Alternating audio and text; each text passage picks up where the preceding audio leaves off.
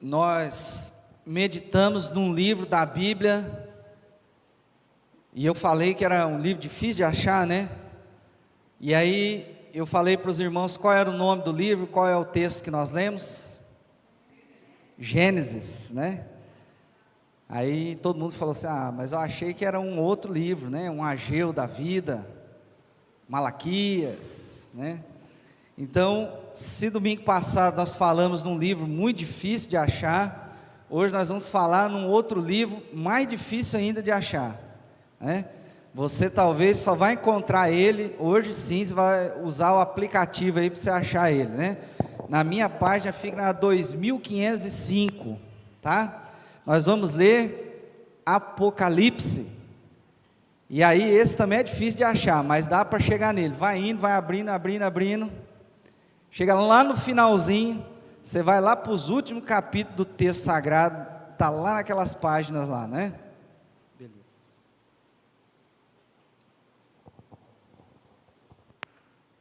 Som. Está lá naquele texto, né? Apocalipse, no capítulo 21.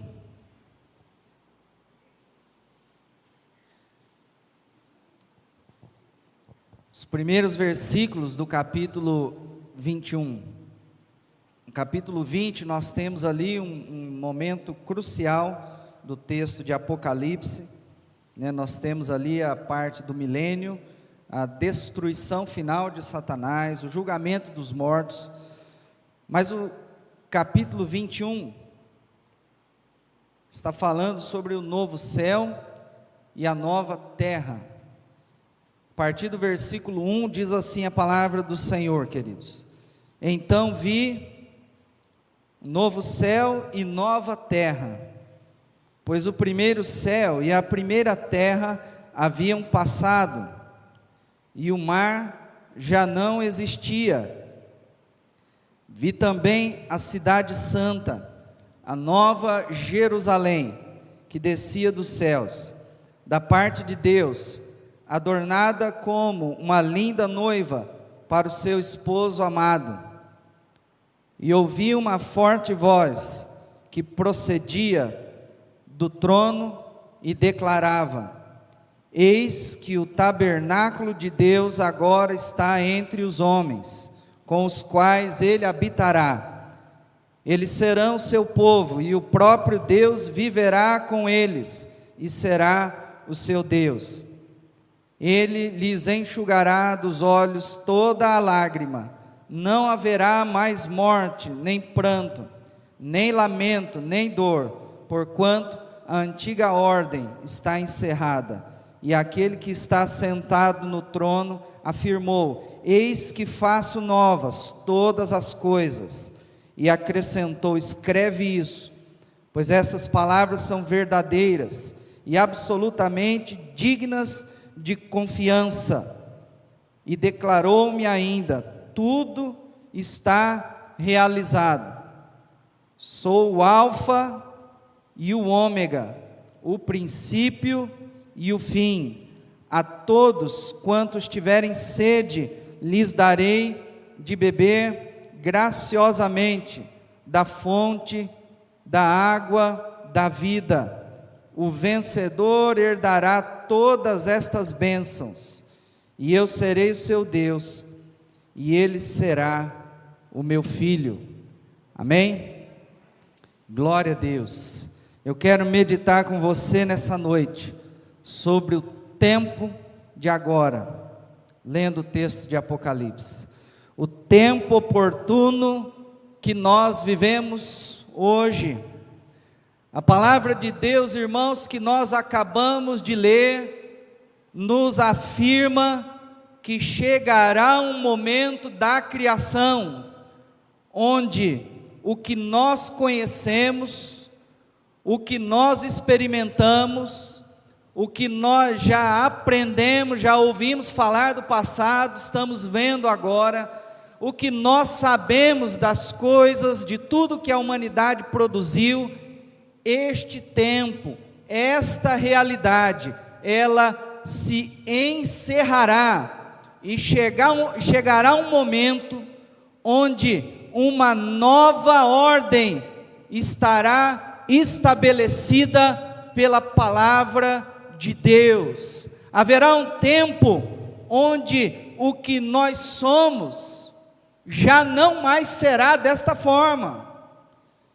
O que nós possuímos não terá mais importância na nova ordem, relatada no capítulo 21. As coisas que foram produzidas na história, os grandes monumentos, as grandes batalhas, as conquistas vitoriosas de nações, de reinos, de impérios, nada disso terá mais lugar. E diz a palavra do Senhor que a nova ordem estará estabelecida, tudo está realizado. Chegará um momento em que o Senhor falará estas coisas para todos, todos verão estas coisas. Já terá acontecido as coisas derradeiras na história da humanidade, já terá tido as várias últimas oportunidades para o ser humano, já terá chegado o tempo em que aquela grande batalha final exterminará tudo aquilo que foi criado, chegará o fim de todas as coisas. O Senhor Jesus, com o seu povo agora soberano, estará implantando esta nova realidade. Mas eu quero meditar com você, sabendo desta verdade, desta realidade, do tempo de hoje que nós vivemos. Meu querido irmão, o versículo 1 diz então o autor que ele vê um novo céu, uma nova terra. O primeiro céu, a primeira terra já haviam passado e o mar já não mais existia. Nós precisamos olhar em primeiro lugar para as coisas que temos, que fazemos, que estão ao nosso alcance. Estas coisas terão fim, o céu, a terra passarão, mas o autor usa uma expressão para dizer que haverá um novo céu, uma nova terra. É a expressão kainos, que significa uma nova estrutura, uma qualidade diferenciada, é um ineditismo criador, é algo novo no tempo, na existência, e somente Deus é capaz de criar absolutamente novas todas as coisas, fazendo com que tudo que existe deixe de existir, e algo que não existe torne a existir, surja, comece, tenha uma nova história. Este é o poder de Deus quando está falando para o seu povo olhar para a criação, para a terra, para os países, para as nações, para o poderio, para a história da humanidade. E nós precisamos lembrar que as coisas vão passar, que elas não vão durar, que o Senhor fará um novo céu e uma nova terra. Veja bem, querido, que esta terra, que esta nova existência, tudo o que nós também vivemos, o universo, não mais precisará de uma força, de um astro, de energia, de poder, de estrela, do firmamento, o mar, a água, os elementos, as estruturas não mais existirão. O versículo 23 diz assim: a cidade também não necessita do sol, nem da lua, para que brilhem sobre ela, pois a plena glória de Deus a ilumina, e o Cordeiro é o seu candelabro. Não mais vai existir necessidade de termos a produção de algum tipo de fonte de energia, um rio, o sol, a eletricidade, nada disso mais será necessário, porque ali todas as coisas vão passar, nem o mar existirá mais.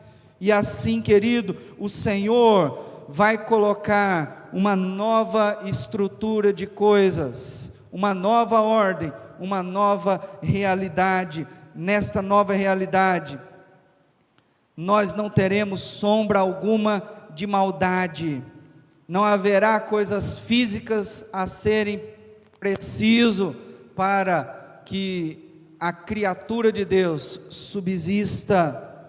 Haverá o poder de Deus suprindo toda a necessidade, e Ele será a fonte da nossa existência. A primeira grande lição é que nós não podemos mais olhar para as coisas dando valor que elas não devem ter na nossa história.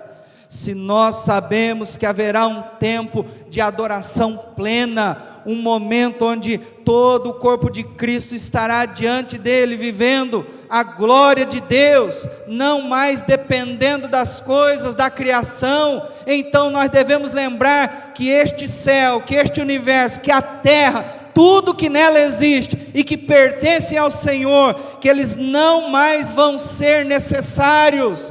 Então, meu irmão, neste tempo que nós vivemos, nós não podemos ficar mais dependentes das coisas, nós não podemos ficar mais apegados ao que temos, ao que conseguimos, ao que nós conquistamos. Basta que nossa história neste tempo, nossa existência chegue ao final, para nós entendermos que as coisas não têm mais importância. Quando estamos num leito, dependendo somente da misericórdia de Deus, nem o dinheiro, nem a casa, nem o emprego, nem as ações, nada podem fazer para nos salvar.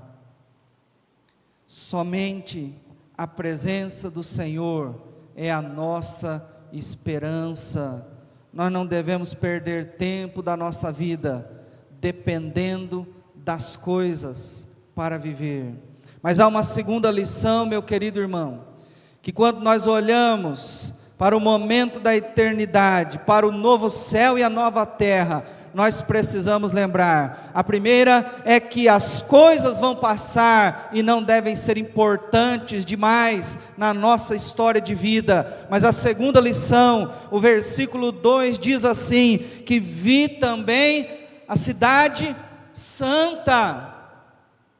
Foi vista a cidade, a nova Jerusalém, que descia dos céus da parte de Deus, adornada como uma linda noiva para o seu esposo amado. A cidade santa, a nova Jerusalém, são a segunda realidade que precisamos para este tempo. Se as coisas não devem ter esta importância, agora sim, nós precisamos lembrar de que devemos ser esta cidade santa, o povo escolhido de Deus, a nação escolhida, o sacerdócio real, o povo santo de Deus, a nova Jerusalém, a cidade santa, é a noiva de Cristo, é a igreja de Deus de todo o tempo, são aqueles homens e mulheres lavados pelo sangue de Cristo, convertidos ao Senhor Jesus, que entregaram a sua vida ao Cordeiro, que estão agora adornados como uma noiva,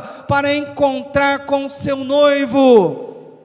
A cidade santa, a igreja de Deus, deve ser perfeita, bonita, amorosa, fiel, deve olhar como um enlace matrimonial, um casamento verdadeiro, entre a adoração que presta e o Deus que está sendo cultuado. O Senhor e a sua igreja se encontrarão neste tempo, o povo salvo, o povo santo, e o Deus que salva, e o Deus da santidade.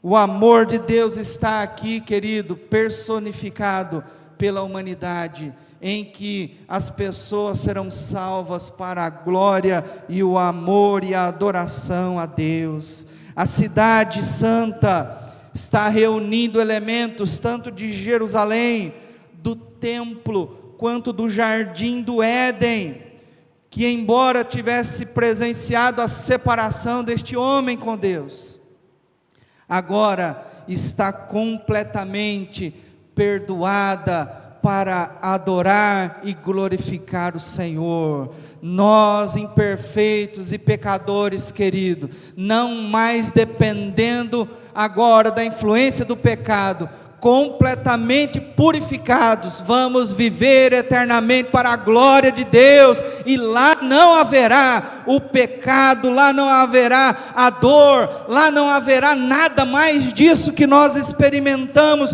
porque o perdão do Senhor vai ter operado completamente a justiça na vida desta igreja santa, desta igreja pura, desta igreja agora imaculada, que vai viver para a glória de Deus. Estamos prestes a olhar esse tempo, não sabemos quando, mas cada dia parece que aproxima muito, e nós experimentaremos, querido, agora uma realidade perdoada totalmente e superada pela pessoa de Cristo Jesus. Hebreus capítulo 9, versículo 15, da palavra do Senhor, diz assim, querido: exatamente por esse motivo, Cristo é o mediador de uma nova aliança, para que todos aqueles que são chamados recebam a promessa da herança eterna, visto que ele morreu como resgate por todas as transgressões cometidas durante o período em que vigorava a primeira aliança. É pelo sacrifício de Jesus que esta igreja pode operar a esperança de desfrutar lá na glória, como uma nova cidade santa, como uma nova Jerusalém, como um novo povo de Deus, que estará aos pés do Senhor. E em terceiro lugar, existe o versículo 3 nos mostra esta outra realidade, que nós sabemos que vai acontecer, mas que hoje precisamos olhar para ela. E ouvi uma forte voz, que procedia do trono, e declarava: eis que o tabernáculo de Deus agora está entre os homens, com os quais ele habitará, e então eles serão seu povo, e o próprio Deus viverá com eles, e será o seu Deus. Desde a libertação deste povo, meu querido, lá do Egito, o tabernáculo tem a representação, uma significação muito especial, porque era a própria presença de Deus. O Espírito de Deus estava presente no meio daquele povo, dos filhos amados, e agora estará o povo, a igreja e o seu Deus, vivendo esta presença completa, constante do Pai. Estaremos debaixo do sacerdócio pleno, como filhos do reino, adorando o Senhor, sabendo que Deus está agora presente ali, e ali nós estaremos como seu povo, e Ele viverá como nosso próprio Deus. Nós estaremos debaixo do Senhor, experimentando a glória do Senhor. A luz de Deus habitará em todo o tempo. Não haverá necessidade de água, de rios, de terra, de mar. Tudo isso passará. Nem estrelas, nem o firmamento, nem o céu, nada será necessário, porque estará presente o poder, a glória de Deus, e nós estaremos ali adorando o Senhor continuamente. É agora a lição da presença de Deus. Não podemos olhar e viver pelas coisas. Temos que lembrar que somos a igreja, o povo santo, mas que deve adorar a Deus desde agora. O Senhor tem que estar presente no coração da igreja aqui, querido. Esse tempo será depois, mas ele não deve ser só para lá, é desde agora, quando o povo de Deus entrega a sua vida para a honra e glória do Senhor, dizendo: eis-me aqui, envia-me, Senhor, estou pronto, usa-me conforme o teu querer. E ali, querido, a presença do Senhor, ela é experimentada, e hoje já deve ser assim. Nós, sendo o tabernáculo, a moradia do Espírito Santo de Deus, devemos ser os homens e as mulheres em que as pessoas olham e conseguem enxergar a luz de Cristo, porque o Espírito de Deus habita em nós. É a nossa vida que deve testemunhar de que o Senhor está presente, que o Deus Emanuel está conosco. Já pensou como seria querer ser a igreja de Cristo, mas não conseguir viver com Cristo e nem resplandecer Cristo nesse tempo? Seria a inutilidade das inutilidades, seria a perda de todo o tempo de fato, seria o desperdiçar da vida, seria a esperança nula de uma vida eterna, que não seria junto com Deus. E o Senhor, com uma forte voz do trono, proclama: agora o tabernáculo está entre os homens, eu serei o seu Deus, e eles serão o meu povo. E aí, querido, nós podemos entender o versículo 4, que diz que Ele lhes enxugará dos olhos toda a lágrima. Não haverá mais morte, nem pranto, nem lamento, nem dor, porquanto a antiga ordem está encerrada. O Senhor vai enxugar a lágrima, Ele vai decretar o encerramento de tudo. Os elementos serão consumidos, mas Deus vai ordenar agora um novo céu, uma nova terra, dizendo: eis que faço novas todas as coisas. Tudo está realizado. Eu sou o Alfa. Por mim, para mim, por intermédio de mim, tudo se fez, e nada do que fez teria sido. Mas eu também sou agora o ômega, o fim. Tudo está encerrado. Assim como Jesus naquela cruz também diz que está consumado, chegará o momento da criação testemunhar a consumação de tudo. A promessa dele para nós, povo do Senhor, seu povo, povo desse Deus, é de que Ele estará conosco até a consumação dos séculos.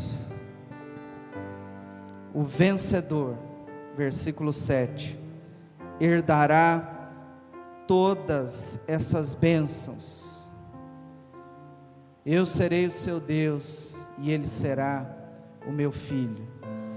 Esse é o tempo, meus queridos, de olharmos para o futuro da glória, mas é o tempo de viver a presença do Senhor na nossa história, na nossa vida.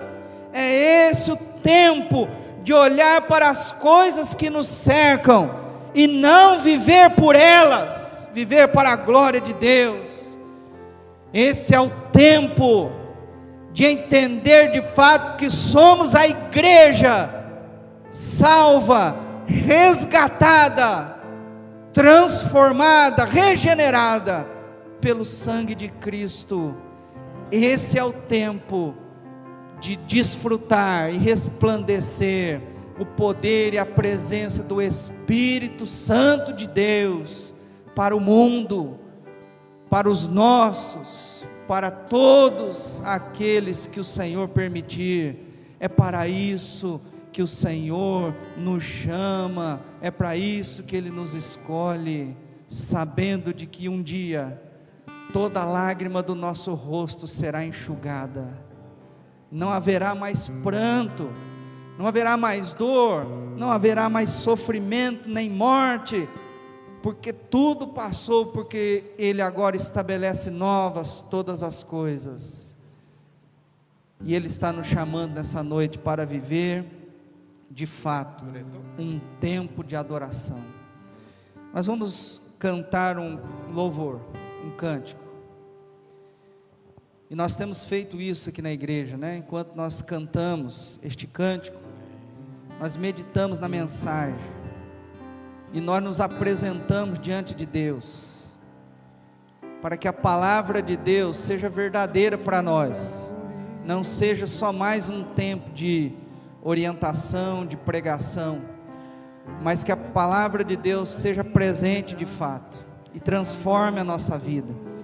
Então, querido, enquanto você estiver adorando o Senhor com sua boca, com seus lábios, que o seu espírito esteja falando com Deus, que você nesse tempo quer ser o adorador que Ele deseja. Amém.